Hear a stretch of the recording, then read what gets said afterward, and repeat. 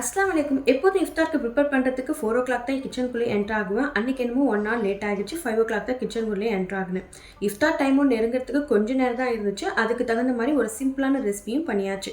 கறிவடை தான் பண்ணியிருந்தேன். எப்படி செய்யணும் பார்க்கலாமா? குட்டி குட்டியாக கட் பண்ணி வச்சிருந்த 1/4 கிலோ சிக்கன் எடுத்திருக்கேன். இது குட்டி குட்டியாக தான் கட் பண்ணி சேர்த்துக்கோங்க. இது கூட அரை கப் அளவுக்கு ஊற வச்சிருந்த கடலைப்பருப்பு, ஒரு மீடியம் சைஸ் வெங்காயம், 1 டேபிள் ஸ்பூன் இஞ்சி பூண்டு பேஸ்ட், 2 டேபிள் ஸ்பூன் தயிர், 1/2 டீஸ்பூன் சோம்பு, 1/2 டேபிள் ஸ்பூன் மல்லித்தூள், 1 டேபிள் ஸ்பூன் கரம் மசாலா, தேவையான உப்பு சேர்த்துக்கோங்க. இது கூட 1/4 கப் தண்ணி சேர்த்துக்கோங்க. அதிகமாக தண்ணியும் சேர்க்கக்கூடாது. இப்போ லிட் வச்சு க்ளோஸ் பண்ணிட்டு 5 விசில் விட்ட பிறகு ப்ரெஷர் ரிலீஸ் ஆனதுக்கு அப்புறம் ஓப்பன் பண்ணி பாருங்க. பருப்பு குக் ஆகிடுச்சான்னு கையால மசிச்சு விட்டு பாருங்க.